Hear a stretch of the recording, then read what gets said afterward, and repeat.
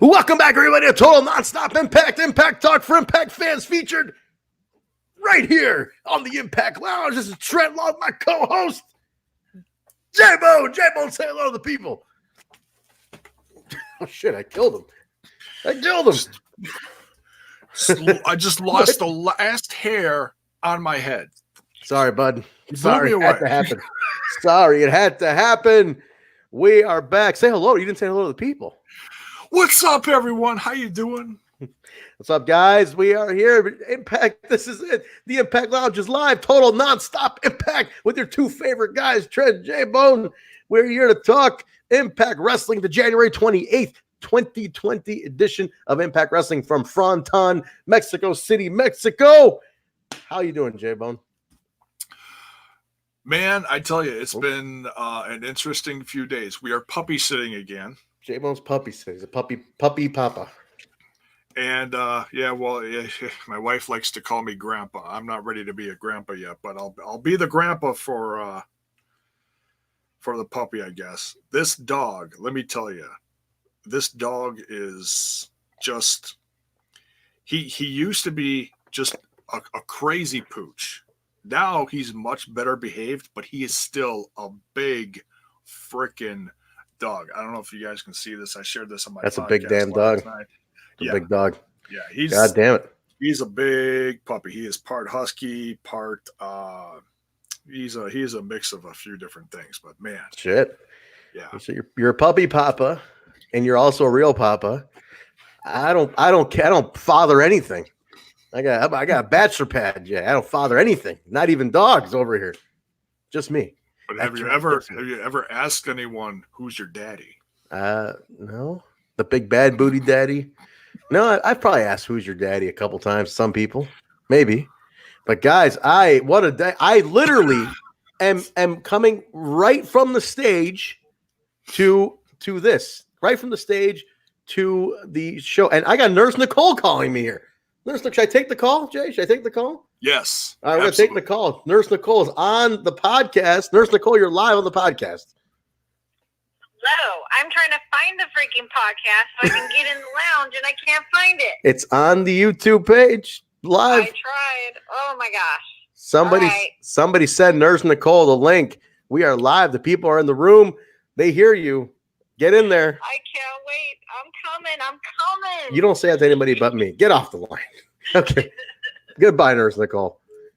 Unbelievable. You guys didn't hear that. That's why. Right. That's why I keep telling everybody, and I tell everybody on my own podcast too, hit that bell for notifications. Yes, absolutely. That way you get the notification that we went live. It was buried kind of on my subscriptions page. I had to like dig down in here. I had to like really go in here. It's like really buried and above Matt Riddle and Brock Lesnar somewhere. But here, I'll do her a favor and I'll send her the link so she can get in. Just to be a nice guy. But Alicia's in the chat saying she had trouble getting in too. So I don't know what's going on. What's we getting phased out here? What the hell's going on around here? YouTube's funny sometimes. I just got the notification like a minute ago. So weird. Yeah, it's weird. Unbelievable. Tim Bischoff in the chat here says, "Good job, Jaybone, on your Smash This podcast and your Mike Today take on the Undead Realm conspiracy." Let's explain this. Jaybone. Guys, I'm going to put you over, Jaybone. I'm going to put you over right now. We do, guys, if you don't know about it, we do the Total Nonstop Impact Throwback Edition on the OG channel. And we'll comment from in the chat right here. You guys can go sub that channel. We've been doing the NWA TNA pay-per-views, number 1 through whatever. We're going to keep going. Jaybone came up with one of the most amazing theories of all time involving. I'm not going to give it away, Jaybone. They got to go over there and listen. The most amazing theory about the Undead Realm and Jim Mitchell in 2002. And the origins being placed in 2002. I'm gonna do this right now, Jaybone. I'm gonna go on to the OG channel, and I'm gonna put it into the comments where you guys are all chatting away right now. I want you to sub this channel, guys, and I want you to listen to the latest episode and listen to Jaybone's amazing Undead Realm theory. It is awesome. Here, I'm gonna put it right now. Look, I'm live commenting I'm putting in all caps, sub this channel. Okay, you guys should see that. Sub that channel. It's in there. Is it in there? Damn it. Better show up in there. I don't see it. I don't see it either. What the hell? Conspiracy. OG channel. I'm gonna put that. I think there's like filters on this stuff. Could be a block. There it is. OG channel. The word sub doesn't work. Oh shit. Breaking things. My God. You guys see that comment says OG channel? Go listen to that, guys. There we go. Worth every freaking minute. I'm telling you, worth every minute. That theory is amazing. Jay, you blew my mind that day. You're a genius. You're Mike Tenay in the making. He's too humble, guys. He's lost for words. I was putting him over like crazy on that episode. It's unbelievable. Bill's in the house. Let's say hi to some people here, Jay. What do you say? Go ahead. Jay, I'm gonna let you highlight William Gardner, front row Bill, the man himself. Hello, sir. We got Mir Neeson, the man who is first in line all the time. Mir Neeson, how you doing? We got Lakers Impact. Nate, hey, Lakers. My heart goes out to your Laker fan, Kobe Bryant. My heart goes out to you, man. Sorry to hear about the loss. Very sad. Very sad. Who else is in the house? Yeah. We got Millard Harris. Millard. Wow, He's what a genius. compliment there. Look at that. They're putting you over, J-Bone. You're the man here today. You're the man. Guys, I'm telling you, listen to that theory. It's amazing. Who else we got in here? Bell's boy in the house. What's up, Bell's boy? Who else we got here, Jay? Keep highlighting a few. I want to say hello to all these awesome people hanging out this late Critical night. Sting up Critical here. Sting. Man, the man's in the house. The nurse. The nurse Nicole's in the house. Look at that AAW logo in that picture. Look at that bright. I'm wearing an AAW t-shirt too. Look at that. Very nice. Very nice. Kill Steel in here. Man, who else? Cakey. The gang's all here. Alicia's in the house too. What up, Alicia? What else we got here? Bell's boy. Bell's boy. Cool. All right. Cooper. Colby, the legend. Colby Cooper himself, the man who fights for justice in the American way. Yeah. Impact Wrestling. I see Paul Nelson's in here too. Got a lot of you. Thank you guys for hanging out. Yes, Paul's Atlanta. Here. I'm not sure about the Atlanta tapings, Colby. Maybe. We'll see. If I find a cheap tape. I was just in Atlanta like a month or two ago. All right. Everybody's here. J-Bone. We got any news this week? We busted a lot of news into the you were gonna go over some of the TNA reunion stuff. Why don't you recap the announced talent so far? You want to do that real quick? Yes. We did it on the other one. I'm because I'm doing it on this channel, I'm doing it on my channel, I'm doing it on the OG channel. So yeah, if I repeat something, it's not because I'm like old and senile, it's just because there's a lot of names and you never know who's gonna catch what when. Yep. So it started out 2 weeks ago. They announced the TNA show, just in case you guys haven't heard. It's going to be WrestleCon weekend that Friday. The 3rd, I think, is the date. Don't quote me on that, I think. But it's whatever it is, that whole week is cram-packed full of dates. Yeah. And same day as Ethan Page's show. They're almost back-to-back, if not back-to-back. Same building, so yeah, there's going to be a lot of TNA Impact stuff going on that day. A lot of fun, a lot of chaos. So the first things we got right off the bat, boom, hard-hitting announcement: Aces and Eights coming back. Ace and Eights. They announced Ken Anderson and D'Lo Brown. You gotta say it. You gotta say it. With the whole shtick. I hear it. There's a microphone. Here, I'll drop it from the ceiling. Mr. Anderson. Wait for it. Anderson. It's been a while since I heard that. All right, go on. Didn't mean to take you away from there. No, I love that. He's from Green Bay, Wisconsin. He's one of your boys, man. He's one of your boys. Yes, I always got him back. I can't wait to hear the song again. I love the music. Lyric version. Oh, I love the lyric version of that song. I was a big Sons of Anarchy guy, Jay. It's perfect. Oh, there you go. All right, what else? Let's run it down. We got former champ, multi-champ, Chris Sabin. Who was that hard to kill? He was backstage. Which leaves a whole... Oh, see, there you go. That's awesome. Have you heard whether he's like full-time or like once in a while producer? Have you heard any? He's producing, and he's got an injury, and he said as soon as he's fully healed up, which should be around WrestleMania weekend time, Okay. he'll be good to go. He just but in the meantime, he was agenting. So he was agenting at Hard to Kill. Had a great talk with him. Had talked about old days, AAW, getting a big run at AAW. Talked to him about that. He's a great dude. He's a super cool guy. Oh, so he was local around you. He's from Michigan, so he was drivable. Him and Shelly, that machine, they were actually called the Murder City Machine Guns for AAW, and they had a huge run down here. Huge run AAW. Now that's a classic. There's some classic Midwest wrestling history. Oh, for sure. That's tremendous. Who else All we got? We got Wildcat Chris Harris, one half of America's Most Wanted. Best tag team. Is huge. Huge. I tweeted you guys, a lot of these guys in the chat here. I think retweeted me because I literally said, well, I quote tweeted that and I just said, well, James Storm's Twitter just blew up because that's all everybody. The second Chris Harris gets announced, it's like, oh, James Storm, we need you for one night. That's another great theme song. Just too. one. Just one. Song. What else? Look, and I'd love to have him back for more. Oh, but one night, but that's all I ask. Just America's Most Wanted, one night. So what else? We've got the announced Big Papa Pump.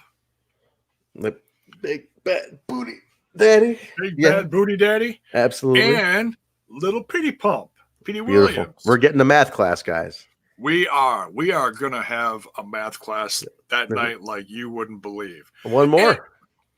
And a few more. A few more, sure. We've got the I was laughing about this because I put it on I don't know if I put it on the Twitter, but I put it on the Facebook page that we're getting some jive talking that weekend. Disco Inferno, baby. Disco Inferno. Which is funny because he just started that show on the show that we just reviewed. On the throwback, the TNA throwbacks we're doing, he just appeared in episode 6.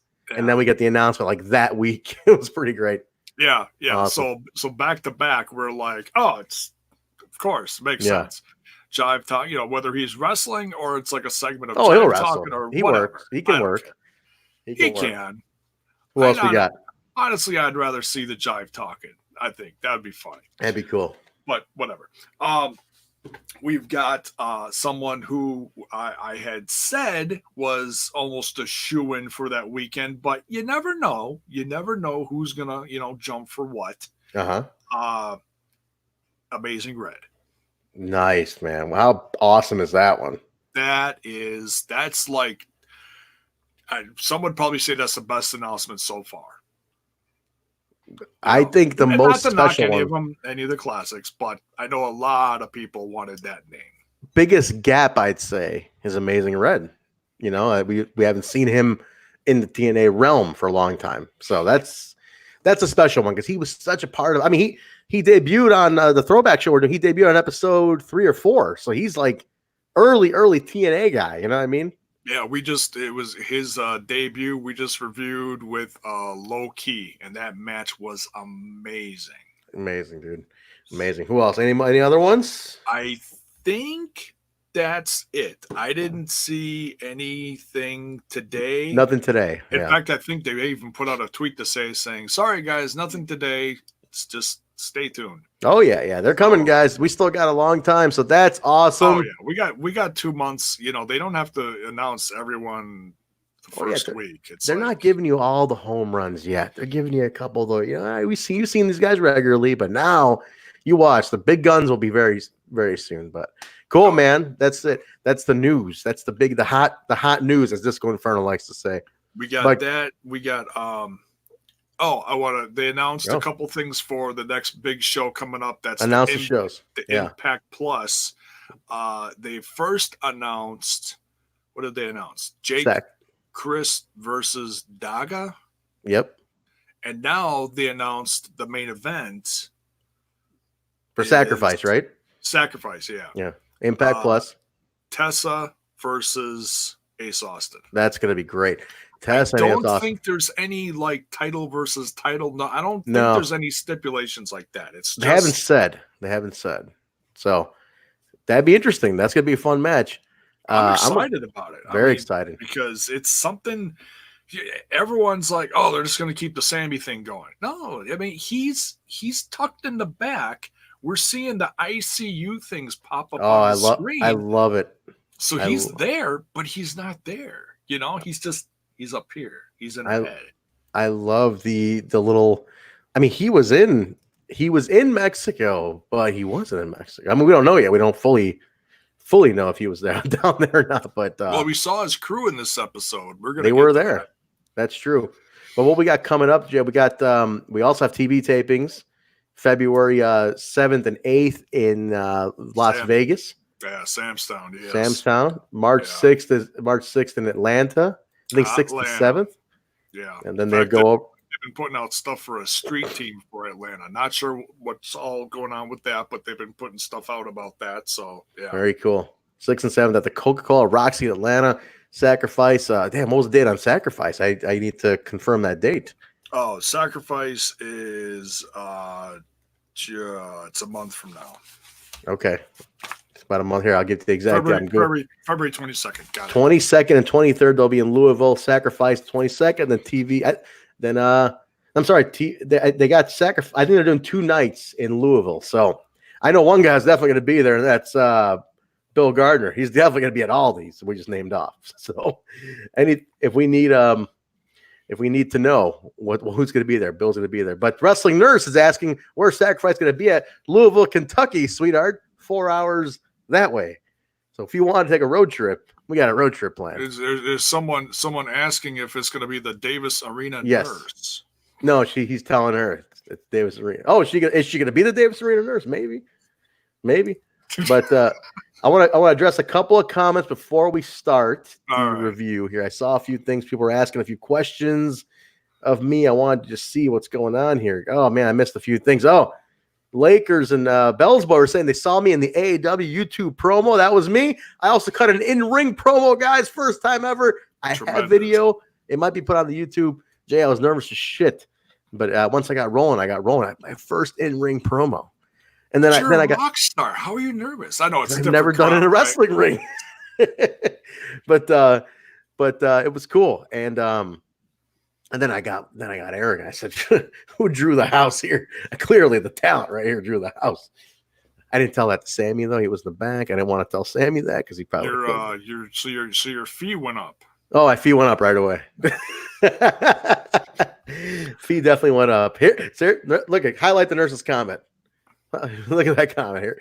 All weekend, last weekend, I was like, do you know who you're standing next to? That draw of AEW right here. I didn't tell that to Sammy. She's burying me. I do that to my wife all the time. I've been like, J-Bone's known worldwide, baby. Worldwide. Nurse is gonna bury me. So she's gonna bury me 6 feet under this weekend. You watch. But Kill Steel's in Louisville. I hope you go, brother. Hope you're there. Maybe if we make it down, then we'll see you. There you go. All right. So, Jay, let's get started here. I don't want to go into depth on this. I got one other thing. All right. What do you got? It's not tied right to Impact Wrestling, but it's out there, and I just want to see what people think about it.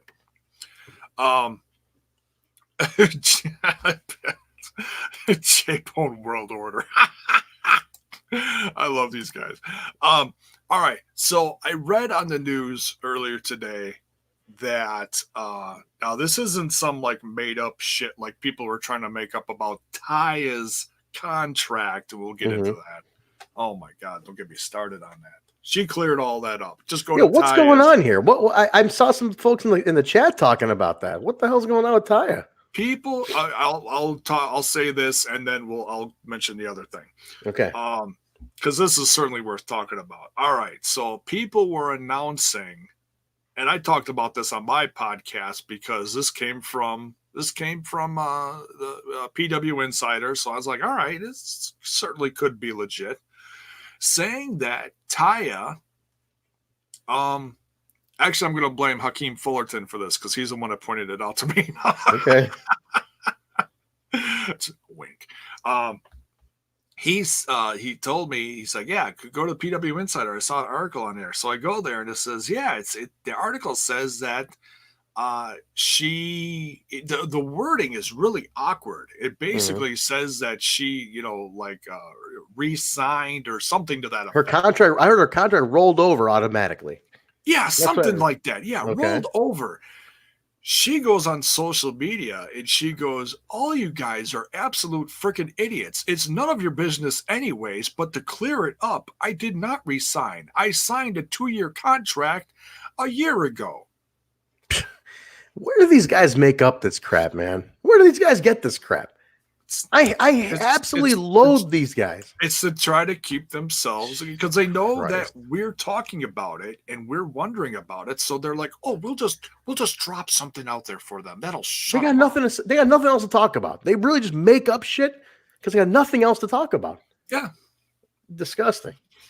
I mean, that's unbelievable that she had to go in there and even talk. That's none of their business. It's her freaking contract, man. Yeah, unreal. So, and sometimes it'll come out saying, companies will come out and say, "Hey, we just signed so and so to a multi-year deal."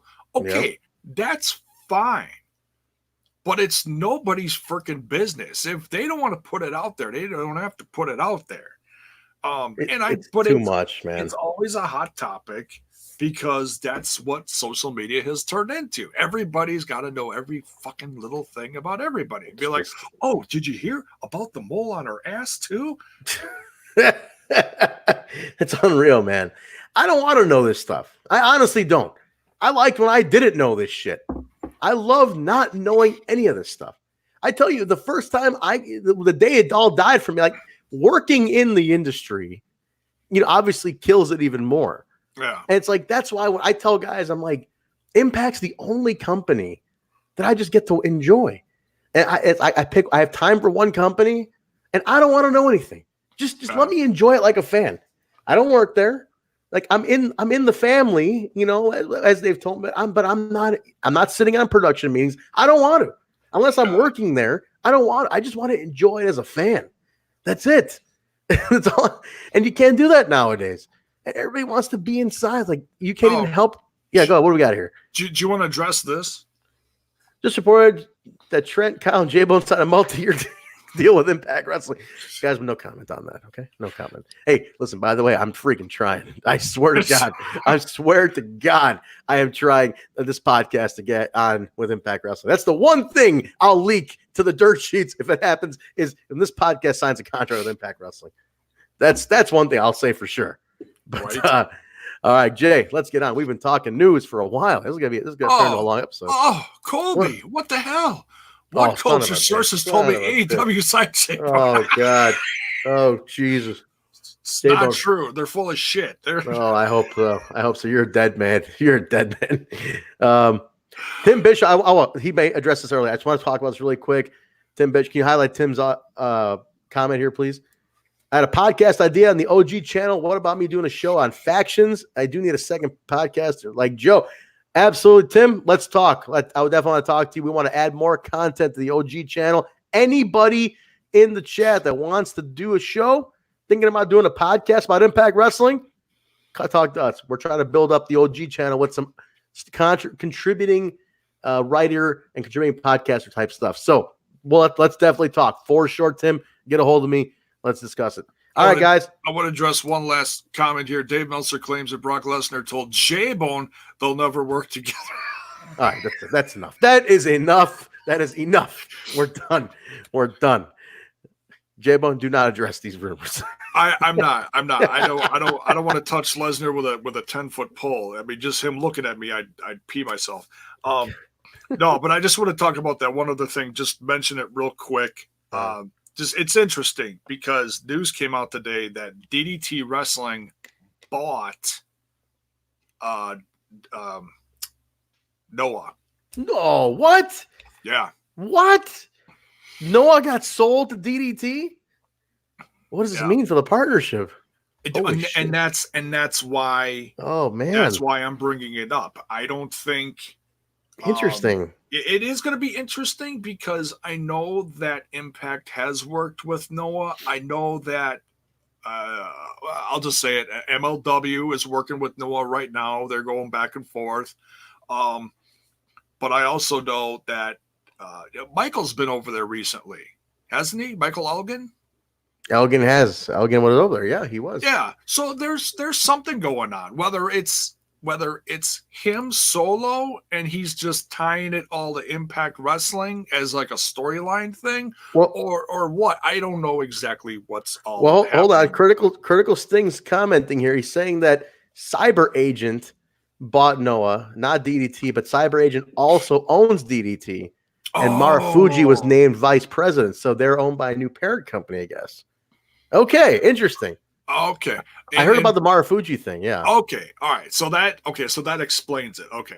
Okay. All right. So no in panic. layman's terms, so in layman's terms, it sounded like DDT bought Noah, but okay, Looks like so a that's merger. not exactly right.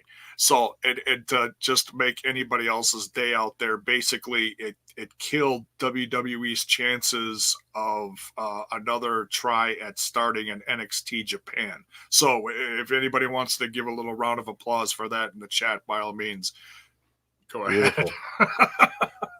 Beautiful. All right, let's do it, guys. Let's jump into this review. That's it for news. January 28th, 2020 edition of Impact Wrestling, Fronton, Mexico, the AAA, back to AAA partnership show. Jaybone, I'm going to say off the bat, the best Mexico tapings to date, including crowd, production, camera work, booking. This was, to me, maybe booking. This has been awesome matches, but production, best, and crowd, best Mexico crowd we've had to date. Do you agree? Yeah. I mean, the crowd. The funny thing about Mexico is, it's a partnership. You gotta put over the people from AAA, no matter how well you know them or not. That's what a partnership is all about. It's about sharing the wealth. You scratch my back, I'll scratch yours. We do some dates down there, put your guys on our show, and we'll have some win, some lose, and whatever. We'll have some great wrestling matches. That's the only thing about, when, say, like, what the hell was one of the, right off the bat, Vikingo versus Josh Alexander. Josh comes let's start off with that, yeah. Yeah, just for an example on the crowd. Josh comes out with Ethan. Anywhere else around the U.S., they're going to get booed. And I think American fans are starting to know Vikingo, so I would think he'd get a pop. He got a huge pop here. Paige and Josh got zero, boo, nothing from what I could tell. They'll pop for their guys. They don't give Impact Wrestling folks much of a response. And that's not the poo on Mexico. That's just how their crowds are. I agree. I think it's the crowd is they enjoy wrestling there. They're not as insidery as we are, so I think they enjoy it a little better, but it's like face value. Absolutely. And I want to say also there's a comment in the chat here by what do we got here? Somebody's mentioned here that Bell's Boy says, I think Dave Sahadi's fingers are all over the Mexico tapings. I had that in my notes. I think this is a very big Dave Sahadi influence on this production, which is great. So far, so good, man. So far, so good. I'm digging. See, and that's one thing I don't know anything. I keep hearing little things about him, like this show had his influence, and like you just said it, and I'm like, he's the man, dude. He's cool as hell too. He's like a cool dude. If you ever meet Dave Sahadi, he's like a cool fucking guy. He's serious, he's like cool. You're like, damn, you're like a cool dude, like Fonzie. I will take it. Hey. All right, let's kick it off. You mentioned the match, Jay. We opened up. Josh Matthews and Don Callis welcome us to the show. We kick it off with Josh Alexander taking on Vikingo. I think I'm just saying for everybody, can we sign Vikingo or can we just have him regularly, making tours? Because this kid is incredible. Yeah, this kid is unfucking believable. I would love to have him get some more American exposure. It can only help the kid build his worth because he's already a champ down in Mexico. I I don't know what He's awesome. championship that was that he was holding. I apologize. He is holding. I'll tell you right now. I just saw it, and I'm gonna confirm that. But the kid is awesome at what he does, man. He is such a damn good talent. It is the I don't know, Lucha Capital is what I'm seeing. It says on the belt, but I don't know what it is. But the kid's great. Oh, is that one of the ones that they just do? Like, I know they do Lucha Capital shows on Facebook. It's like a Facebook live show. I don't know. Could be some kind of division that they do. Something. But the kid is awesome. He's so innovative. Like, this is when I say when Amazing Red first came out, when Rey Mysterio, like, I saw these. I'm 38 years old. I've seen, and Jay, you've seen them too. When Rey Mysterio and Hoovy and Psychosis debuted in the 90s, and I'm sure you know, Trios champion. Okay, guys like that came out. And then the second wave, like the X-Division guys like Amazing Red and AJ Styles and Low Key. This is what it feels like when I'm watching Vikingo. It's another evolution of like this new like X-Division style. It's incredible. The kid's awesome. He's so good. Lucha Libre, you know. It's just 100%. A great example of it. He's young. He's fast. He really caught Josh. I mean, Josh went into this like, who's this kid? Who's this? Who's this jabroni? You know? And that was so evident the first like half minute of this match. Josh had no clue what he was in the ring with. And that was a great, and that went on through the rest of the match too. He really caught him off guard. It was beautiful. I was hearing that this was what they call a locker room sellout. You know, like everybody in the back was watching it. Everybody was like, "Oh, no doubt," watching this match. Like Gail Kim was like, "I was jumping up and down watching this match. It was that good." Vikingo wins it. You know, he grabs. He does the he does a reverse hurricanrana off a power bomb, double underhook power bomb attempt, and he pins Alexander. Wins the match. Huge pop. This kid is the future, 100%. He needs to get out to the United States a little more and do something because he's going to get over like Rover here, man. No question about it. This is the new evolution. I tell you what would be perfect is to have him go from here to the Samstown tapings, do that round, and then just have a match, not necessarily a feud, but just for more exposure. Yeah. Give him a match on Sacrifice. That would be cool. That'd be a great little tour for him. I wonder if it's a work visa thing, though. You know what I mean? He's in Mexico. Does he have a work visa to come here? That I don't know. That could be a thing. And that's the thing now. You got to have that. So I'm not sure if that stops him. With the whole, Corona beer virus thing going on. Beer virus. But so we'll see. I hope we get more of that. But great match. Absolutely 5-star. They did throw money into the ring afterwards. Mexican tradition. If a match is good, they throw money into the ring. This match had money thrown into the ring. Yeah. I've seen it happen at AEW where like the Lucha Brothers had matches and stuff against LAX and people, American fans throwing money into the ring. It was nuts. These guys went home with a huge payday. And it's a nod to what they do. I think it's cool. The border. So, that's a huge compliment. I think it's awesome. It is. We go backstage. Gabby Loren is standing outside the women's locker room ready to speak to Taya Valkyrie. She's not too happy to talk to anybody, but she's especially not too happy that Jordynne Grace added herself to the number one contender match for the Knockouts Championship later that night. She said she'll be watching the match very closely, but she was very upset that she was being bothered by this, Jay. Taya Valkyrie, your favorite knockout, was pretty pissed off that day. But so we'll see. She said very closely, whatever that means. We go earlier today, Moose sitting down talking about his match from last week, and he begins saying that he doesn't make any excuses about anything, but he says the reason he lost to Taurus last week was because of Reno. And he says if Reno gets in his way tonight during his one-on-one with Taurus, he's going to kick his ass. And a very Moose delivery on that one. Yeah. Whoa. Nurse Nicole is setting you straight on the coronavirus. I want to let you know. I'm gonna call you out. I'm not saying you don't know anything, but I've heard about a lot of people dumping out all their coronas because of what's going on. So I'm just saying. Will you stop? In a very Drilla Monsoon, I'm going to say, will you stop? I used to love the girl at Monsoon. Will you stop? Will you stop it, Brain? You'll be Will on. you stop it, Brain? Those two were some of the best. Fantastic. Rascals up next. Jaybone against Pagano and the Murder Clown. Straight up, Mexico doesn't give a fuck. They just name a guy Murder Clown.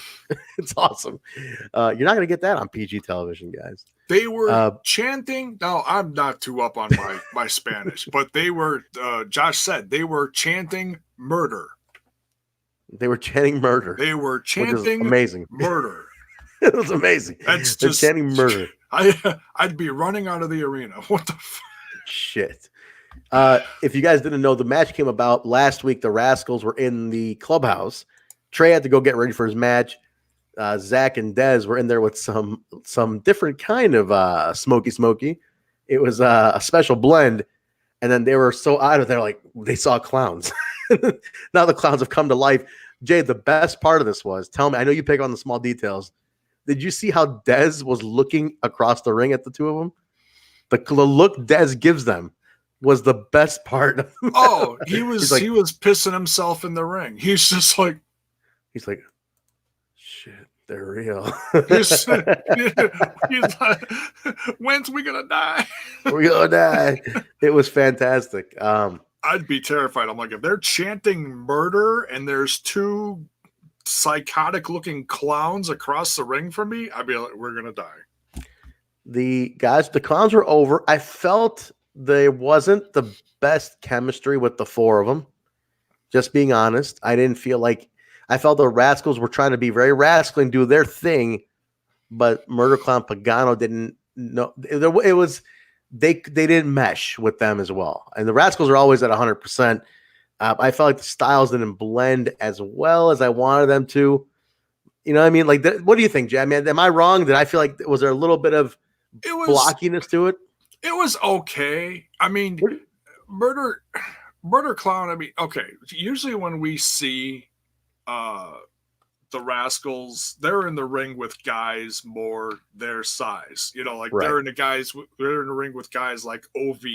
You know, or Rohit. You know, so we don't see them in the ring with too many bigger guys. And Murder Clown is just huge. He's like both of them put together plus more. You know. Yeah, he is bigger. He was bigger, and so that took away from some of the potential blending of style. Like he definitely did not move like the rest of them. Yeah, but the image was there. They like that though. He moves fast, but and it could be a communication thing. It could have been, whatever. It was fun. Pagano. It was great seeing Pagano back because he was around Impact Wrestling. I want to say 2 years ago. Pagano? I thought he was on some of the last tapings. I'm going to go to Critical Sting here, the Human Impact Dictionary. I thought he was on like 2 tapings ago. It was like when Brian Cage debuted. It was right around the same time that Taya debuted, Brian Cage debuted. Oh, wow. I thought he was on after that, too. They did that X Cup thing. It was right all around that time. So he's been in the system. He's been in the system for sure, yeah. Yeah, I mean, he's known, of course, for more, AAA stuff. Yeah. More hardcore stuff. He headlined, didn't he headline a Triple Mania a few years ago? He might. I mean, those guys are over, man. Against the Psycho Clown, I want to say. Like Hakeem Ford's out there saying they're the Mexican version of the Insane Clown Posse. I'm a Insane Clown Posse fan, Jay. I'll never tell you that. I've seen the Insane Clown Posse like 12 times in concert. Just put that out there. Yeah, I'm just a little secret about me here, man. You're talking about Juggalo over here. That's spilling some stuff because I'm spilling all the news here, J-Bone, on Total Nonstop Impact, telling you everything. That's where the truth comes out. We might lose a couple of subs for that one. People seem to have heat with the Insane Clown Posse. Not me though. Proud of that. Fucking magnets. How do they work? Hey! Let's not go to the lowest common denominator here. All right, back to the review. That's the only thing I know from them off the top of my head. Terrible. Like, so much better. So much better. Wentz hits We get Clown down with the Swanton. Dez goes for a cover. Clown doesn't kick out. Rascals pick up the win at the end of this one. Like I said, it was kind of a choppy match. The Rascals just trying to do what they do as best as they can do. And then the Clowns were over, man. So here we go. Yeah. A few years ago. There we go. BFG 2017. You're right. Because they were on there. Yeah, when that whole thing with Tayana was on. Yeah, that was a lot. Thank you, Critical Sting. Appreciate that. Yes. Rascals pick up the win here because it wasn't very rascally of a match, but still fun to watch anytime we can. Violent J-Bone, Zach Bonnet for great. That's it. You know Violent J is, right, Jay? He's one of these same clowns. You are Violent J-Bone from now on for me. Yeah.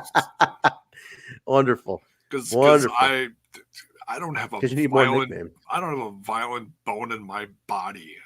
Hey. Let's just tell the truth, Jay. You were on my couch right over there. You were telling me about the young J-Bone. Young guys, this nice guy J-Bone here, father, husband, son. There was the vicious murder clown version of J-Bone at one time. He was a tough guy. He was hard to kill. At one point. I was more of a. See that face? See that face he's making? That is the face of a grizzled veteran. You're making me blush. Stop it. I'm more of a pimp than a thug. All right, let's go with that. I'm a lover, not a fighter. Let's really hope Mrs. J-Mo's not listening to this. Okay. All right, guys, let's keep going here. We're backstage with Michael Elgin, and he says he doesn't need a best-of-5 series matches to beat Eddie Edwards. He's beat him 3 times already, and he's looking forward to the first one, and he's like, fine, I can keep beating you. So this is the main event tonight, guys. It's Michael Elgin, Eddie Edwards, best-of-5. Been a while since we had a best-of series, huh, Jay? We haven't had a best-of series in a bit. I've seen some really good ones, and I've seen ones that I have not been so fond of. One that I've seen talked about a lot recently is I don't remember why, but whatever. But Booker T versus Chris Benoit was one of best of 7. Yeah, classic. Just that was a classic. It's been a while since we've had one in Impact Wrestling.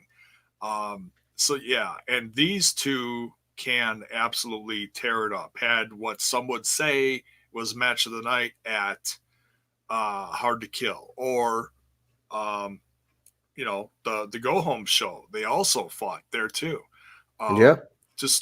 These guys got chemistry, and so when I heard that they're doing a best of 5, I was like, there wasn't even a half second of, oh gosh, we already saw. No. Give it to me. Give me more. Feed me more. Oh, sorry. Oh shit. He's drunk. No, the best of series are good. If done right, a good best of series can be a lot of fun. And I think you got 2 guys here who are really solid. Like Eddie versus anybody, Michael Elgin versus anybody is a good match. Like they're 2 of your go-to guys on your roster. So them versus each other, solid. It's going to be a fun tournament. I'm looking forward to seeing what comes out of it. I think we got critical things to happen this year. We need the rise of Elgin. We need Moose to get back to the main event spot. We need to elevate more knockouts. I'm talking current roster only. We need a lot of the heavyweight picture needs to really fill back. We need Sammy to have his rematch. There's a lot that needs to happen around main story. The Rascals need a tag title, shot. Like there's a lot of stuff that critically needs to happen. Yeah, and that's the thing. I would love to see, Eddie Edwards guy has the trophy, and I would love to see him get back in the championship run. I mean, he's one step away. Well, several now because of the best of 5, but but I'm torn too because I want to see Moose up there. I want to see Hogan up there because the guy's just freaking awesome. I'm praying that he stays healthy because he always has that brace on that knee that worries me. But that's a big one of those bionic braces, man. It's one of the stone cold ones, It's like the bionic leg. But we'll see. A lot of it's only February coming up, guys. A lot to happen still, but there are two guys in parallel who need to keep evolving right away in my mind. Is Elgin and Moose need to just keep going up. We can't take any backseat to those guys at all, which is good based on what happened on this show. So let's keep going here. Next match is Moose versus Taurus. Taurus is awesome. This guy is cool. And he is making his rounds in the U.S. He's going to be making some guys. He'll be touring the U.S. starting, I think, next month. Keep your eyes open on your local indies. Keep your eyes on social media. Like, this guy's going to be around. He's making some rounds. I think he got a work visa. He's making some Chicago dates. Yeah, I saw that. Yeah, so he's coming around. Taurus is for that size, he's basically like a Mexican version of Rhino to me. He's got that Rhino style, Yeah, I like that. He's a thick guy. He's not super tall. Like, he's not as tall as Moose, but he's big. I kind of think of he's similar to like a Cage in height. Maybe not as muscular, but he's a big guy and he can move, man. Yeah, he definitely can. Very, very talented guy. Critical Sting has he worked at PWG? He might have. I don't know. He might. I have no idea. I just know that he's got some dates coming up in the U.S. He's making some rounds, so definitely you'll be able to see him pretty soon if you it's around a possibility. Yeah, I know, because some of them come up and do PWG. Yeah. He might have. So we'll see, man. This match was cool. I like this match a lot. Classic big man match, huh, J-Bone? Oh, yeah. And Taurus is I've been watching him on and off over the last few years, and he really has improved. He's really one to watch for 2020. He's got something very special for that style, for that size. He's a special talent. He's one of those interesting, different kind of talents who's like, oh, this guy's interesting to watch. You can put him against some big guys and pull out a really, really hard hitting match. So I dig it. I dig Taurus. When I think of a big guy, his size in a mask, the first thing that I think of, honestly, and I mean this as a compliment, is when I think of like Jeff Cobb when he was under the mask in Lucha Underground. Yes. And yeah, I mean, for a big guy wearing that heavy, I don't know if that's half of his hair or if it's all part of the mask. I don't know what's going on all there. There's a lot going on. But man, I mean, that can't be easy to work in, and he's damn good. Total sidebar. Speaking of hair and mask, did you know that Jushin Liger's hair was part of the mask? It wasn't his real hair. All these years, I thought it was his real hair. It wasn't his real hair. That's what I assumed. There's a beautiful photo of his last match day, and it's like him in full getup looking out of a window, from the back, and then there's the same shot without the mask on, looking out the same window. I think after the match or something, and it's like that's not his hair. Crazy, blew my mind. Crazy, yeah. We had him at AAW, and he was, I didn't see him without the mask, so I didn't know. I found that out. That was crazy. Anyway, total sidebar. Total. That's all right. This was a great match. I love the crowd responded accurately. I love Mexican crowds because they're like just into it for what it is. Boo the baddies, cheer the goodies. Like that's what it is. I love that. Oh yeah, and Moose is good that. It just shows how good Moose is too. To work with a guy like Taurus, who's significantly smaller, and you got a communication thing going on there, which sometimes is hit and miss. You never know. Yeah, no doubt. But yeah, these two had a great match. I thought it was fun. Moose played to the crowd really well. It ended with Moose kicking out of a sling blade, 619 sling blade. Moose kicked out. Taurus hits him with a combo, but Moose rebounds back, hits him with that spear. Done. No jackhammer needed. Wins the match. He's celebrating. Rhino sneaks in. Moose turns around right into the gore. So that's continuing, guys. And I like it. I like the Moose Rhino feud has been good. I thought they killed it at Hard to Kill. Great match. Thought that was a lot of fun. So I like this for give me another set of this one. I want one more round of these two. And then I feel you can start moving Moose out to something else. I want to see I want to see some kind of stipulation, though. I don't know what I want to see, but I want to see something. I don't care if it's a cage match. I don't care if it's a strap match. I want to see something. Because if we just have Rhino versus Moose again, you know, then it's like, okay, and it was good. It's fun. It's another veteran, you know, match for Moose, but I want to see Moose. I want to see Rhino come back with, all right, but now we're gonna do this my way. We're gonna do this in the ring. We're gonna have a tables match or something. I don't know. What do you think? I wouldn't mind that. I mean, I like a match with stakes. You know, like, you know, not T-bone steaks, but like stakes. I like a match with stakes because you're making me hungry. I'm starving. I'm starving. I literally walked in off the stage playing a gig tonight to do the shot for you guys. I'm starving. But I like the stake because at a certain point, you can't just have match. What is the match for? Especially if Rhino's attacking him. It's like, okay, you really have beef with him. I mean, more food references, beef. You have beef with the guy. What are the stakes? What are we fighting for at this point? Yeah. So I like that idea of a dog collar match. It's kind of cool. You know, Moose and Rhino tie them up. We haven't had a good dog collar match on TV in a long time. A good, solid one. Can I sidebar Jaybone about a dog collar match? Can I quickly sidebar, guys, if you don't mind? I met Roddy Piper one time in 2003, right before a week before he showed up on TNA. And nice. I met him. Yeah, it was crazy. I met him the week before he showed up on TNA, and I go, Roddy, I just watched you and Valentine at Starrcade 83 in the dog collar match. He goes, brother, let me tell you. He goes, you see this ear right here? You see this ear? I said, yeah, it's a hell of an ear. And he's like, that's all I got left. I can't hear a bloody thing out of this ear. You know why? I said, what happened? He goes, did you notice I was bleeding out of the ear, lad? And I said, yeah. And he's like, that damn Valentine hit me so hard with that chain. I can't hear a bloody thing out of this ear since 1983. And I was like, he's still selling it 20 years later. It's awesome. He told me he loved me. He said, I love you, brother. I love you. And he gave me a big old hug. And I met Roddy Piper. I didn't have a camera, though, because it was before these things were making it very easy to take pictures. I didn't have a camera, but I met Roddy Piper. That's awesome.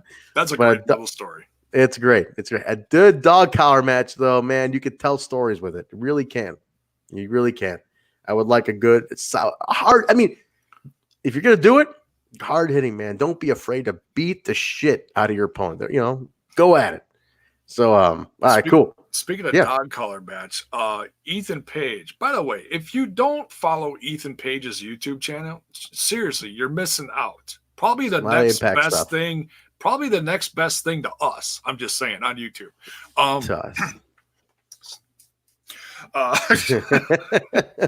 No, Ethan Page. No, it's just I'm brushing off the competition. Oh, okay. So I'm saying you're RVDing, and I thought you were dabbing. I am 45-year-olds do not dab. They also don't, whatever the fuck that floss thing is. The floss thing? I think that's over with now. Yeah. Dear God. What else? You lost your train of thought there, Jay? I completely lost my train of thought. I was thinking of flossing, and the flossing went in one ear and went out the other. What the hell were we talking about? What were we talking about? 45-year-old dabbing. Ethan Page's YouTube channel. Oh, Ethan Page. Thank you. On Ethan Jesus Christ. On Ethan Page's YouTube channel, he just put up a match. I believe it's on his. Don't quote me on that, but I'm pretty sure it's on his channel. It's a dog collar match between Ethan Page and MJF. And it's on my watch later list. I can't wait to watch. Oh, and if you want to see how sick he was, Hard to Kill Weekend, go watch his latest vlog that just came out within the last couple days. Oh yeah, definitely check that out, guys. It is got a good, whole new good stuff. I got a whole new ton of respect for him. Seriously. Cool. He looks rough. Yeah. Or looked rough. It's really past. Oh, because he had He had flu. The flu, which Nurse Nicole really helped him out with that hard to kill backstage, man. Yeah. She got him Gatorade hooked up into like the soda machine. She was taking care of him. She was great. She took care of the tag team, half the tag team champions. Oh, yeah. All right. We go backstage to Eddie Edwards, and he's chiming in after Elgin's comments earlier, and he's saying that when they start their series tonight, he says watch the scoreboard. He's gonna win them all. Basically, it's like Crazy Eddie, just like all over the place. He's like, "Yep, it's gonna happen, man. It's gonna happen." So he's serious about winning it too. They, like I said, we talked about earlier. They've had a good series of matches, these guys, and I think we're off to a really good start for this tournament. So, or this best of 5. Impact Plus moment of the week: Kurt Angle versus James Storm. A little Impact Plus is from, I think it was Genesis. I want to say Genesis. Looked like 13. I'm not positive though, but just a little classic, old school stuff. We go from that, Jay. We go back. Gabby Loren with Joey Ryan. Loren informs Ryan that what Rob Van Dam said about him last week, that he's embarrassed to be a pro. Joey Ryan makes him embarrassed to be a pro wrestler. And Ryan's like, I'm surprised. He's like, well, actually, I'm not surprised. Another veteran hating on Joey Ryan. So he's like, RVD's a little threatened because he sees how Katie Forbes looks at it. That's what he said. J-Bone, this is a nice little feud coming up here. I didn't see this coming at all. No, that's kind of like way out of left field. It's like, I mean, it makes, I mean, as soon as Joey said it, it's like, ooh. Yeah, that's juicy. I like that. I mean, it's juicy. Funny as hell, but it's like, we had really, Joey.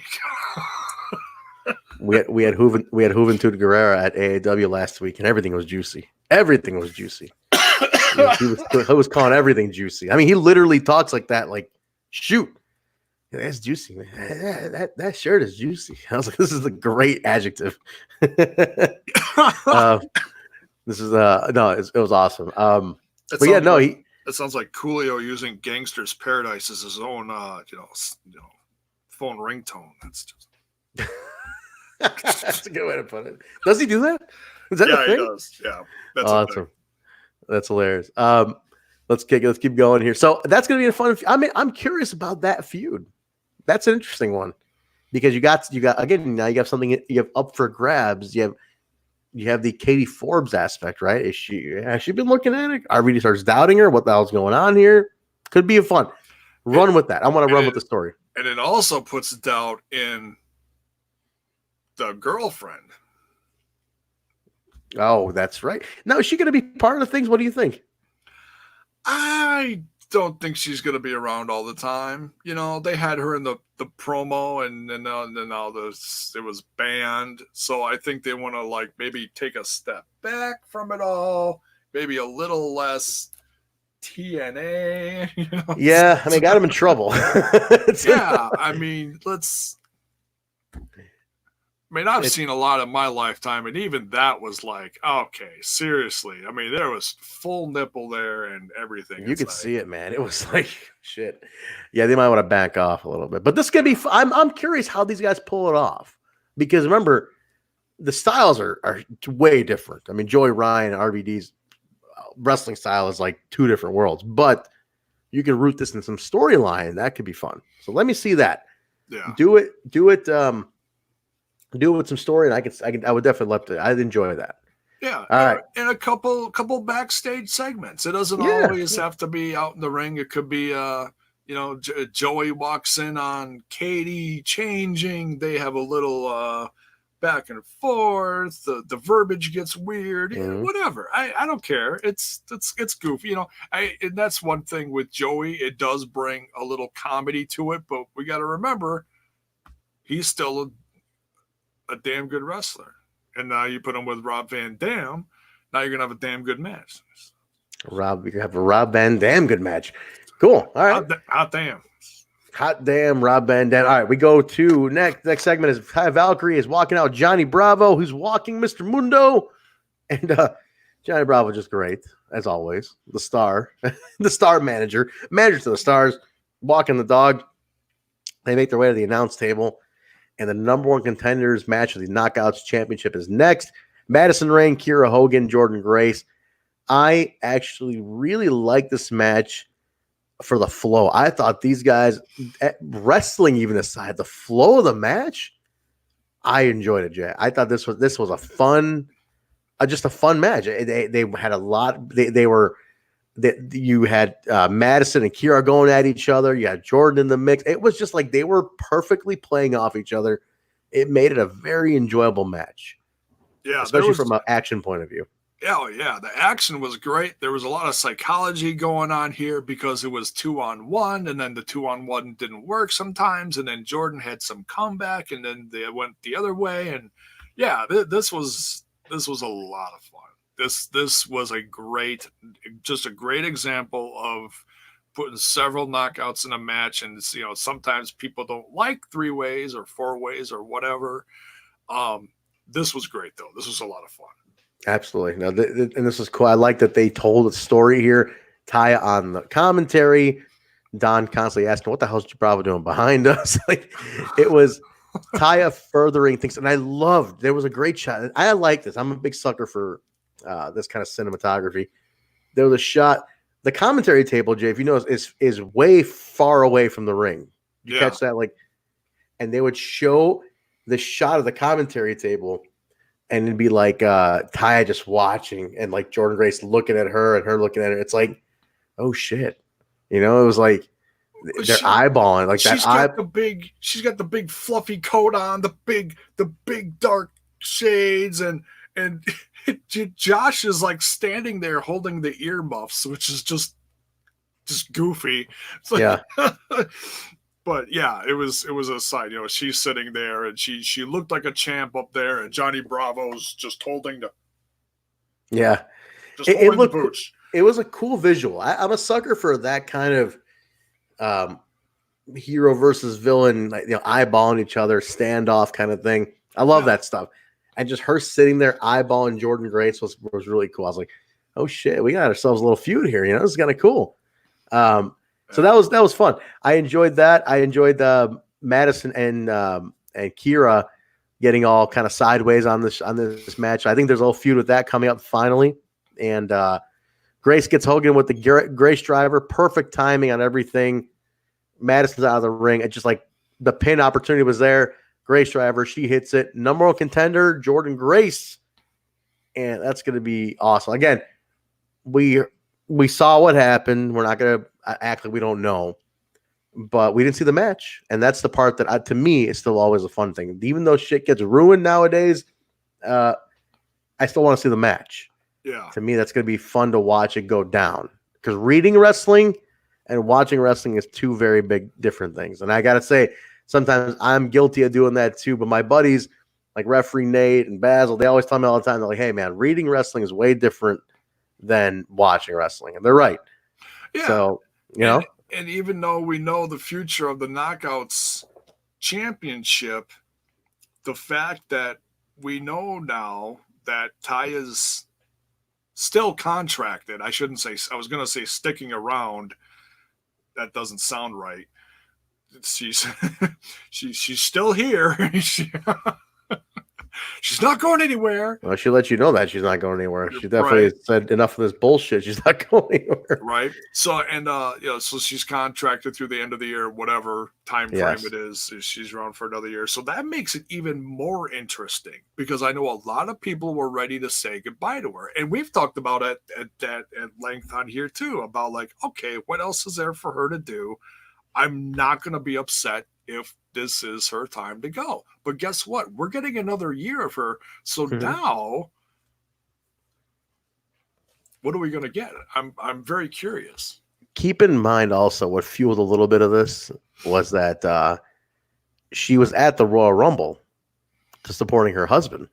And heaven forbid she, support her husband's big comeback on another stage. Yeah. I mean, dirt sheets are gonna dirt. Dirt sheets gonna dirt, man. Just that's what they call them. Dirt sheets are trash, and it's like, whatever. I love that she just source herself is like, no, you're all fucking wrong. This is the truth. Yeah. I wish more people would do that. So great. Thank you, Taya. Thank you for straightening that shit out. And I'm very cool. As much as would love to see him stick around Impact. I'm happy for him. You know, I can't wait to see what he does over there because I saw the first half of his career when he was there, and he was one of my favorites back then. So yeah, wherever he goes, I'm going to follow him. I don't care. You know? Absolutely. And no, he did good by us, man. Look, you got to look at it like Conan said this on his podcast a couple days ago. He's like, look, we can't deny the fact that the other companies have a ton of more money, and they're gonna. People want to make more money. At a certain point, we have to accept that number one, there's all you can do, and number two, you have to make more money. And if like somebody else is coming to you, if money is your motivator, not for most people, money's not a motivator. Like my sister works a really good job, but she's not motivated by money. Unless she makes good money, she's not motivated by money. She's motivated by the creativity, the challenge, and that just happens to be an aspect of it, the money. If money motivates you, then yeah, you're gonna go for the bigger opportunity if it presents itself. Yeah. But if money's not your motivator, if you're like, hey, I enjoy a flexible schedule, freedom of character, art, and then a decent wage, then you'll stay in a situation like that. Yeah. But at a certain point, also, Jay, I always say this: there's only so much you can do at one company. There's only so much you can do. Yeah, it's like it's like a territory thing, only different. Exactly. There's so many companies out there. Before there was like almost just very few companies. Now there's a ton of companies. So the company is like the territory thing now. It's the territories. 100%. It's like the territories all over again, man. And that's what. And now it's territories with TV, and a lot of indies have money. So like, there's different factors now, and you aren't going to make a rich living in a lot of indies and stuff, but you have to think about what motivates you. If that's what motivates you, then go for it. Right. Because not every indie is going to book you for $10,000 for crying out loud. Absolutely. Absolutely. And I want to just quickly sidebar the Brian Cage talk. Like Brian Cage, people are pissed off at him for leaving. Not two things. Number one, we got a good run out of Brian Cage. The title run wasn't the greatest, but we got some redemption out of it. He worked hard for Impact. He did. He did a lot for Impact. What else are you going to do at this point? Can you see Cage in the mix, or do you want to see Moose or Elgin in that mix? I'd rather see them. Yeah. And the thing is, there's only so many spots, and it's like, let him go. Let him go somewhere else and do what he does. Yeah. That's fine. That's fine with me. I'm totally cool. Like, there's a certain point you have to just be like, hey, go do your thing somewhere, man. That's cool. Yeah. You gave us a good run. Watching Johnny and Brian Cage start 5 years ago, kind of like all lined up together in Lucha Underground, and then you start noticing this whole other crop of people surrounding them, and watching what so many of those people have blossomed to this company, this indie, that indie, whatever. The last 5 years in wrestling and watching Lucha Underground just kind of mold this whole new look in professional wrestling to see who's popular here and who's popular over there, and the women and the men and everything.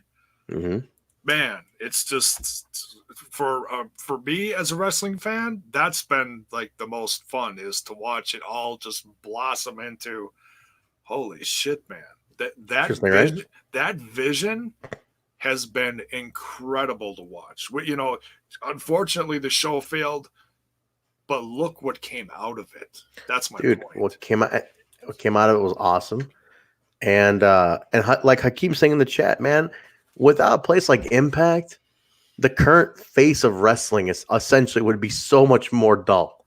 Oh yeah. Look at all the other companies; they've all touched Impact. I mean, everybody. It's so many people have gone through. The company is a viable company to start, develop, create. It is and then people come back and they still do their thing. It's a great. I love it for that reason. There's so much. There's so many facets to this company. People can knock it all they want. It doesn't mean anything. It's still here. Even the people knocking it. It's funny to me. I always say the people knocking are still knocking it on the Facebook page, which they like. They follow. They basically up the numbers, and they're all believe me, they're all watching it on YouTube. Believe me, all those haters. Oh yeah. Marks are gonna watch it, okay, and the haters are gonna watch it. Mhm. But I see it more. There's less and less haters. There's more and more supporters, and I love it. I love that people. You can't at a certain point, you can't deny it, and if you can, undeniable, man, like Tessa Blanchard, baby, undeniable. You can't deny it at a certain point. Yeah. And that's why, I see certain haters grasping at fucking straws. And it's like, you got nothing. Forget it. So anyway, let's move on. We got a little distracted there, guys. Thank you for indulging that. We'll move on here. Ace Austin with this cool effect promo, very retro-y kind of promo. He gives fans a little history lesson about him and Tessa Blanchard's history. And he talks about how he retained the X Division title Hard to Kill. Then he says that him and Taya beat Trey and Tessa last week. He also beat her at Bound for Glory. So he's got some wins over. So they're hyping up the sacrifice match. So first little drop of the main event there. Yeah. Which I know you're excited about, Jay. You're looking forward to that one. Yeah, just because it's something different. It's like I said, we know Sammy's still in the mix. We don't know where he is. We don't know how he's going to pop up when he does. But in the meantime, after Hard to Kill, this would have been the last thing that I would have thought that we got. So yeah, I dig it. It's something backstage, fresh and exciting. I like it. Absolutely. Backstage, the Mac and Pac connection are talking. Johnny Swinger just on full force saying, it's great, baby. We're going to be a tag team. Hey, all right. We love it. Yeah, this is your future right here. And Willie Mac's like, I don't know what the fuck you're talking about. You're like, I never said you're my tag team partner. He's like, no, we got this. We got to go off those tag team titles. And then Willie Mac's like, I already got a tag team partner. His name is Rich Swann. And he's like, no, man. It's going to be right here, the Mac and Pac. and then he's like, I don't know, man. Like, you were cool in ECW, but you're a creepy old man now. and then he says, Rich is my tag team partner, bottom line. So he walks off, and Swinger's like, I was pretty cool in ECW. He completely missed the whole point. Oh, so this is going to happen. I'm calling it. This Mac and Pac connection going to happen. It is going to happen. I pitch Swinger so much for AAW constantly at the booking meetings. I'm like who should we bring in? I'm like, Johnny Swinger. And they're like, what? Johnny Swinger? I'm like, Johnny Swinger. And they're like, what are you talking about? And so nowadays we'll have emails or text messages go around. They're like, all right, guys, any booking ideas? Who should I reach out to? They're like, Trent, not Johnny Swinger. I'm like, why not? He looks great. No, keep bringing it up, because you know what? If you bring Johnny Swinger to Chi-Town, I'll fucking drive down just for Johnny Swinger. Hell yeah, you will. Hey, I'm going to make it happen. I got a surprise for you in a couple of months, Jay. There, you might be driving down for one. I have a surprise. I'm going to tell you about it later. Off air. But we go from that, guys. No spoilers here. No spoilers. Followed by. I was gonna say that the funniest part of this whole thing, and it just is just another great point, and it's such a simple little thing. To Willie Mac, watch his face. Watch his face. Watch his reactions to anybody talking to him, smack or whatever. He's like, he does. It's a whole new version of The Rock's eyebrow, and it's even better. It's hilarious. It's great. He's got a great reaction. We had him at AAW last week too. Willie Mac's cool, man. He's a good dude. He's chill. Love him. But good guy. But we go back. Followed by is TJP's in the locker room, and he's like, "Come on, Koya, come on." He's like, "No, I'm not coming out." He's like, "Come on, show me your new gear." He's like, "No." He comes out. He's got new gear on, very TJP-like gear, and he's like, "Oh, you look great." He's like, "It's yellow." He's like, "No, yellow's good. This is hot." I'm gonna steal this term. He's like, "This is hot soup." And I was like, "Hot soup." I gotta start using that one. This is hot soup. So like they're talking, they're going back and forth. Just fun. He's talking. He's got a match next week. Just a little hype for that. So love Fala. Love the Fala and TJP, the Filipino brother connection. So it's a great little vibe. So TJP is facing Vikingo. That's gonna be a Steeler. Match of the episode. I mean, I know that Michael Elgin and actually, I don't know if we're getting that every single. I don't think we're going to get that every single week. Are we getting Michael Elgin and Eddie Edwards every single week? If you time it out, it would end at Sacrifice. So then maybe you are. If you line it up, because that's a lot. If it goes to 5, you'll get it at Sacrifice. That should, from what I'm in my mind, timing here. Anybody got a calendar in the chat? Let us know. But I think if it goes to 5, the final should be at Sacrifice.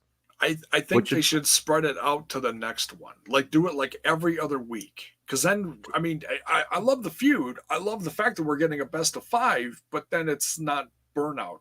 You know. We'll see what happens. I don't know. All right, what's happening. Can I also add? I love the thing where like the camera stayed on Fala and he's just like, And I'm like, what the hell is going on? He's like, I know. He's like, what the hell is he doing? Oh, he's waiting. And he's like, waiting. Yeah. And then TJ comes in and gives him. He's like, oh yeah. And I was like, I love it. It was so random. I was like, what is he doing? But it's like, don't leave me hanging, you son of a. I love Falaba. He's a sweet dude, man. He's the coolest dude. I told us before, I had like the most amazing heart to heart with him one time, and he's just a great dude. He's just like awesome guy, man. If you guys ever get to meet Falaba, here's him, tell him how much you appreciate his work, because he's the man. And TJP thinks Kyle's a scumbag. So TJP told Kyle he's a scumbag live in New York City. He's like, hey, Kyle, you're a scumbag. So that was cool. We saw it. All right. We saw it's on video. It's on the all right, next one's up. Reno Scum taking on Daga and Dr. Wagner Jr. with El Hijo de Dr. Wagner Jr. with the son is in the corner, but I love Dr. Wagner Jr. I'm a big fan of the music. It sounds like a Spanish hero just coming down. But he didn't cut a promo, and I wanted him so bad, Jay, to say it because he's got this amazingly gravelly voice. Bien. He's got this awesome voice. He did at the last tapings, and he's like, he says something. He's like, Viva Mexico. And I was like, wow, I'd follow that guy anywhere. Right. He was so cool. But the pop he got, man, that's like hero's welcome. It was like, seriously, it was like a hero just coming down. Man. But awesome. I think he dyed his hair too, because I could have sworn he was gray last time we saw him. It was. He dyed his hair. When he headlined, he was gray. Then all of a sudden, I didn't watch for a while, and I was watching again, and I see promos, and he's dark haired, and I'm like, wait, what year is this? So yeah, guys, he's been wrestling a long time. Yeah, and what's funny is it is another throwback to Lucha Underground, but that was because I didn't watch a lot of AAA before that, but that was my introduction to Dr. Wagner Jr. was when Famous B brought him out. I'm like, who's this Dr. Wagner Jr. guy? And he's a legend. I was like, wow, he's awesome. Yeah. And I remember seeing him. I started looking up stuff on him, and I'm like, holy crap, he's old, but he's so good. I remember seeing him on the Spanish Channel 44 down here, and just Saturday mornings, like watching Lucha, stumbling on Lucha when I was a kid, and I was like, man, this guy's cool. But man, he's a legend. Obviously older. But he's definitely a legend, man. The guy can still take a beating. He's a little slower now, not as quick as he used to be, but he's still cool. He's a badass dude. Oh yeah, 54 years old, Jaybone. 54. Yeah. That's pretty cool, man. That's pretty cool. Badass. And he's in good shape. I mean, he's in good shape. Yeah. He's in good shape. So that pretty good match. Probably one of Reno Scum's better matches, to be honest. I think they had a lot of energy. I think they've been getting better in the last couple of matches. Reno Scum's really been taking it up a notch. I've been saying they had a couple of runs before on and off. And sometimes so they had the first run 3 years ago against OVE before the OVE was a thing. It was just the Chris brothers. True. Injury happened. One of them went away. Forget. So we didn't see him for a while. Thornstow's hurt for a while. Thornstow, thank you. And then we saw the first Vegas tapings a couple of years ago, and they brought them in because they're from the area, and they didn't look that great. They looked kind of off. So it was like I was excited, and then they didn't look so hot. So I was like, oh, okay, maybe it's not their time. Right. They brought them back a third time, and I'm like, okay, it's this or nothing. This is it. If they don't like impress this time, they ain't gonna, And they did. They were on point. No doubt. They worked together. You could tell the chemistry was there. You could tell they really just gelled. Not that they didn't before, but everybody has good and bad matches. But on TV, they looked great. And everybody started hitting up Impact Wrestling. Sign them this time. They did. I would love that. Yeah, I love that they have really, really done a lot of work to improve themselves. I got to call this out. There's one comment out before it goes away. Tim Bischoff says, Dr. Wagner versus Shamrock. Yes. Do that for me, please. I'm down. Oh, boy. That would be cool. Wow. Yeah, man. That'd be cool. Interesting. Very interesting. But good match, pretty solid. This was a way to get Daga some cred, which is, he looked good in this match too. Remember, Daga's an interesting character. He's not a luchador. He's a Mexican wrestler, but he's not lucha style. People end up like lumping, you're a Mexican wrestler, you're a luchador. It's like not necessarily. He's not really a luchador. He's more of a just an action wrestler, And that's like they say they do the same thing with like Pentagon and Phoenix. They're not the same. Pentagon is very different. Phoenix is like very different. He's flying all over the place. Pentagon's more, like a methodical wrestler. Yeah. And you're right. And it gets, just because the guy wears a mask or whatever, he's from Mexico, doesn't make him a luchador, So that's one thing that Daga gets misinterpreted as. But I think he looked good in this one. It was nice to have him get some credibility with Dr. Wagner Jr. I like that. Yeah. Pretty good. Luster comes back in the ring. He had a spine buster on Daga. Wagner flies off the apron, lands on top of Luster. Daga ends the match after that pretty quick. I think he hit him with I'm trying to remember what the finishing move was. I don't have it in front of me. I just take a couple of general notes, but Daga takes the win on that one. So look good. I think he pinned. I want to say he pinned Luster. Might be wrong though. Actually, no. I think he pinned Thornstow. I thought, so he pinned Thornstow. I think that's right. Yeah. They didn't celebrate long though. J-Bone. OVE comes out. No Sammy though. No Sammy at all. Make their way to the ring. Take out Daga, Wagner's son, Fulton. Black dreadlocks now. You catch that? He dyed his dreadlocks black, and he looks wicked. Lay looks way more evil with black dreadlocks. Yeah, it gave him a whole new, presence. Yeah. Yeah, he looked nuts. He looked nuts. All three guys had kind of a fresh new look. And was it Jake dyed his hair like platinum blonde? It was like, whoa. You're right. They all went in with a fresh look. Absolutely, they did. That's cool. Yeah. So that's a little feud building up right there. So that's another one. I like that they planted a lot of seeds in this episode. A lot of future shit set up here. Susie's walking around the boiler room backstage just with that music. Hi. Hola, mi amo Susie. She's walking around, and Rosemary makes an appearance, and she tries to recruit her.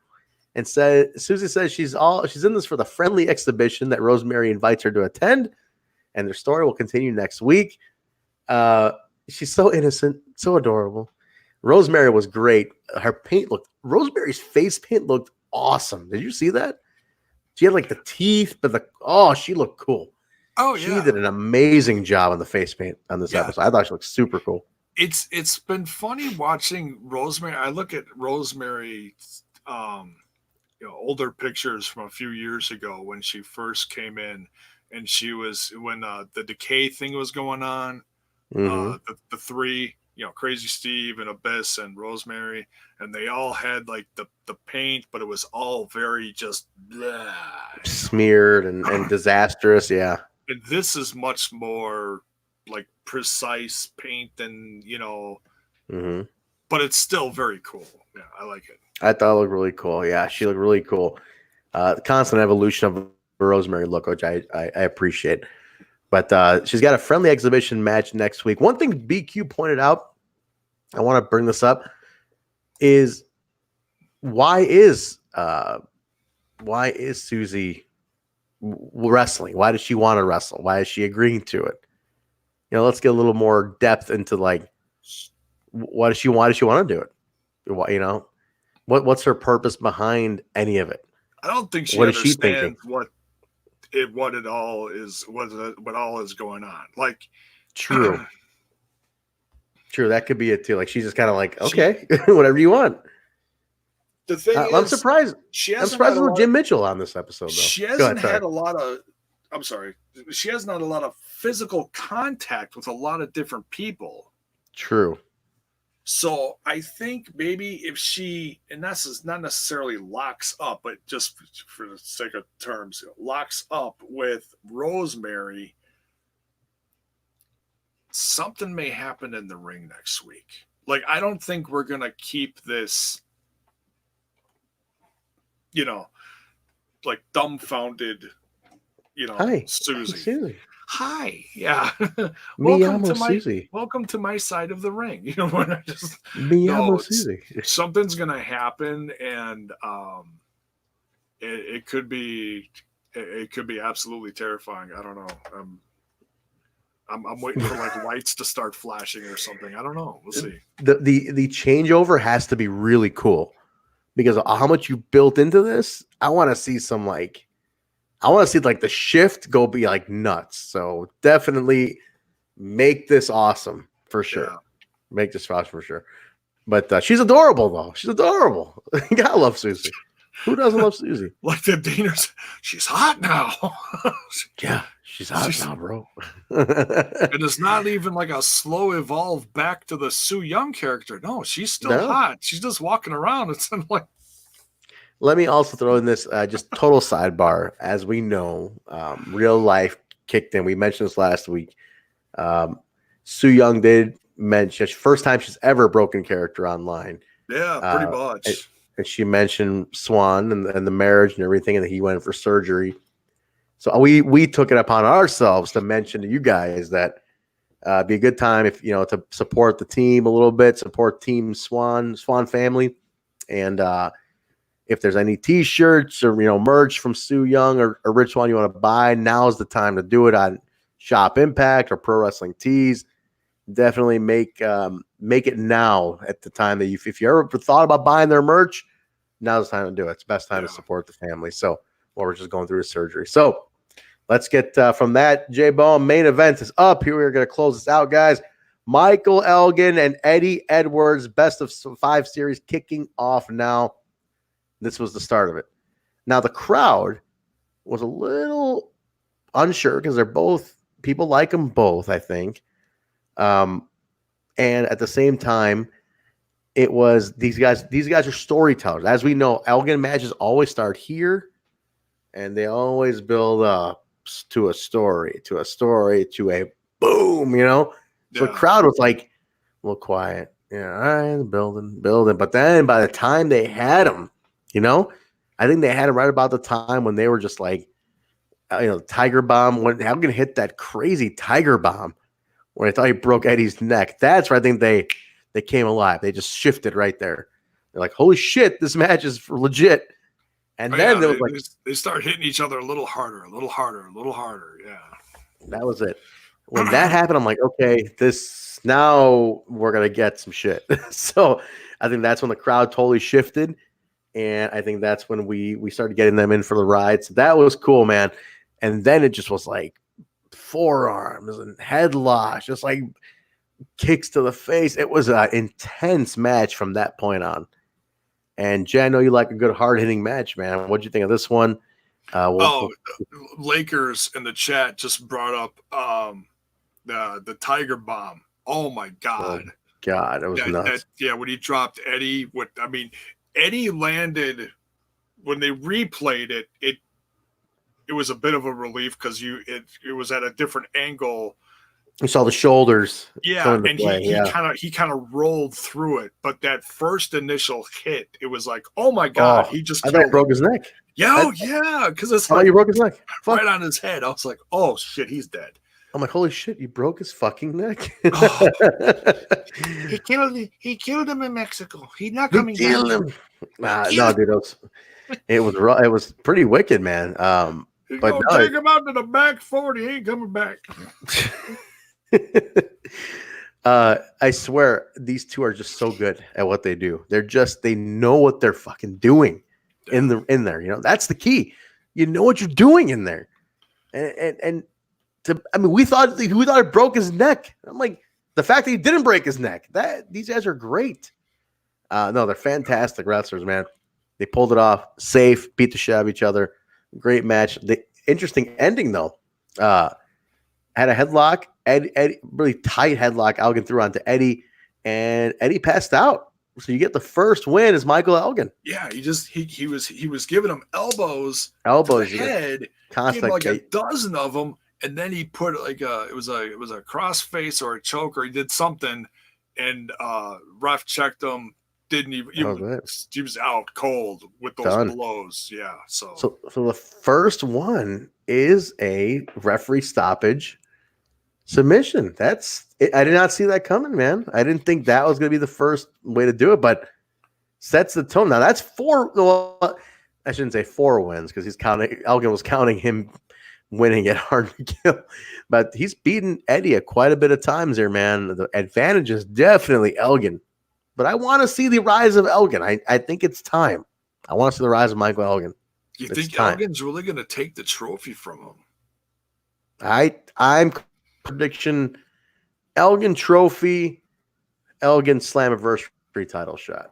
That's going right now. I'll give my long term. Elgin Slammiversary title shot, Moose challenge at Bound for Glory. That's my call.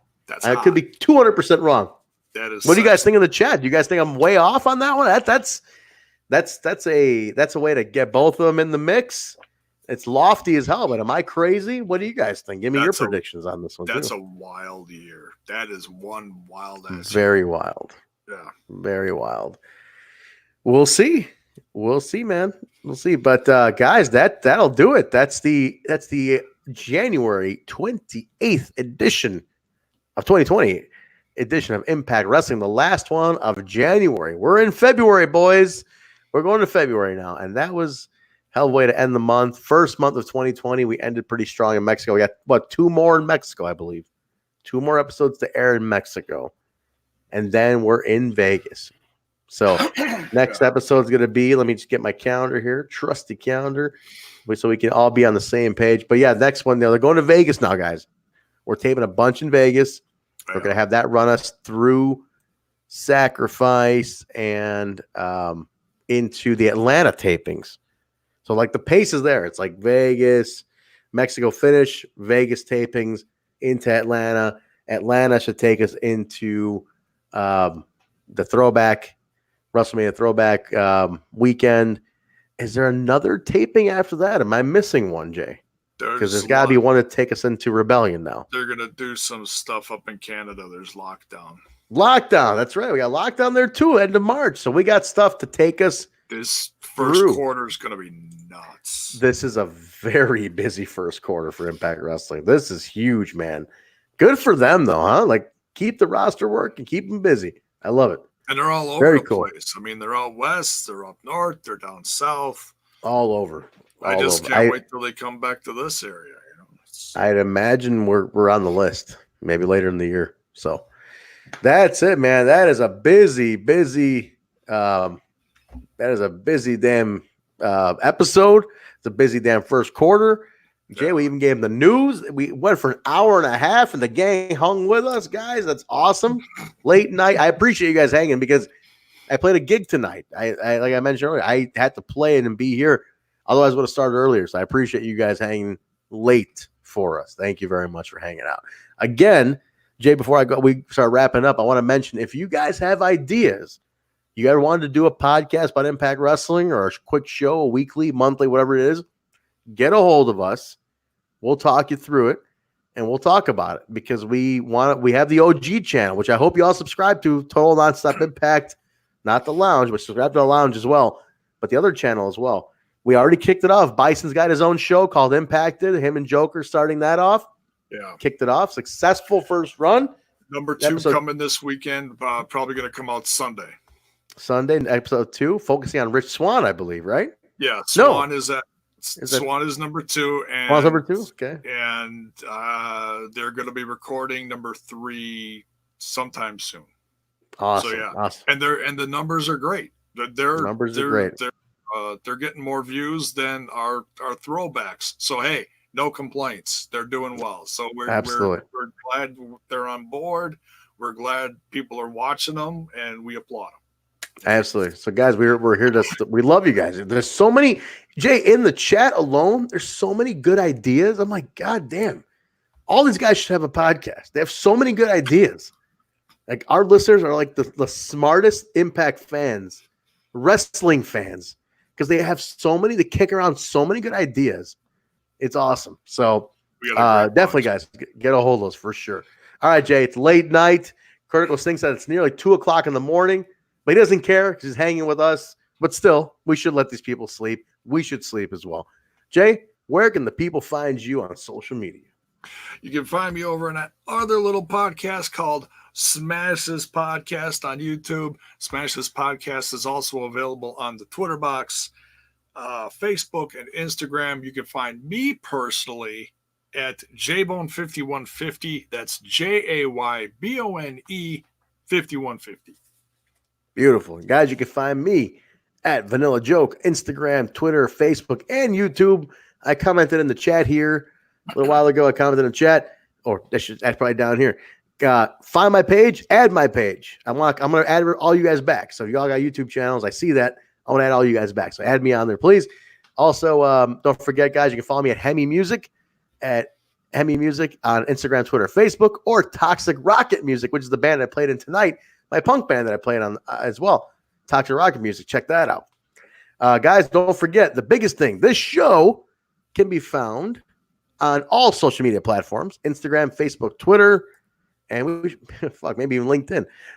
Just type in Total Nonstop Impact or type in We Talk Impact, all one word, and the podcast comes right up on all the social medias. Follow us, Instagram, Twitter, Facebook. We want all your follows there. Guys, also, this podcast, not just YouTube, is found wherever podcasts are found. Jay, your favorite part's coming up. Ready? Apple, iTunes, Stitcher, SoundCloud, Google Play, iHeartRadio, TuneIn Radio, Spotify, and YouTube. Total Nonstop Impact, OG channel, the Impact Lounge. Subscribe to everything. God damn it. Rate, review, subscribe. Let us know what you like. Let us know what you hate. Give us a 5-star. 5 stars are always good, you guys. 5 stars. High-fiving you. 5 stars are always good. Please go ahead and put that in there, guys. Jay, did I miss anything at all? The Russian judge gave us a 1.5. Okay, whatever that meant. Jay is obviously tired. Wait, hold on. Tim Bischoff's asking me real quick, when are you doing DVDs? Oh, shit. The DVD collection. I keep forgetting. Tim, can you message me this weekend and remind me, please, to do it? I will do it this weekend. I promise. You have to remind me. Your collection. I know. I'm so damn busy, man. You guys know I play in 2 bands. I do 2 podcasts. 3 if you count the throwback show with Jay. I got a job. I got the nurse. I got my family. I got so much shit going on all the time at AEW. I'm so busy. I need reminders. Please, to remind me. Tim, I swear, remind me this weekend. I will do it for sure. I want to do it. And I'm looking at the DVDs right now. I'm so proud of that collection. His collection is impressive. You don't want my collection. My collection, it would take about 5 seconds because I got about a dozen DVDs or less. No, I will do it. His is very impressive. Thank you. By the way, and I was like, by the way, my Bound for Glory DVD delayed. I don't know where it is. They said shipping on 1/15. Haven't seen it. I don't know where it is. So, and then quickly, Lakers asking any update on the scumbag. He was supposed to join tonight. He said he was going to join. He said he had off tonight. He said he had off. We gave him the link. We did not hear back. Hope he's okay. We'll talk to him. We'll see what's going on. But you got Trent and Jaybone here weekly, no matter what. All right, J-Bone, let's let him go. It's been a long show this week. Guys, thank you very much for joining us. We appreciate it. You're awesome. We love all you guys. You're the best. Definitely. We'll see you on Monday night for the throwback show. Jay and I are going to do episode number 8 of NWA TNA. Follow along with us on Impact Plus. Watch it and be ready to talk about it. So we'll see you on the OG channel Monday night for episode number 8 of NWA TNA. And we'll be back here next Thursday for the weekly show from Fronton, Mexico. All right, guys. Thank you very much for joining us. Jake, say goodbye to these people. Later, everyone. See you, everybody. Thank you very much. Talk to you later.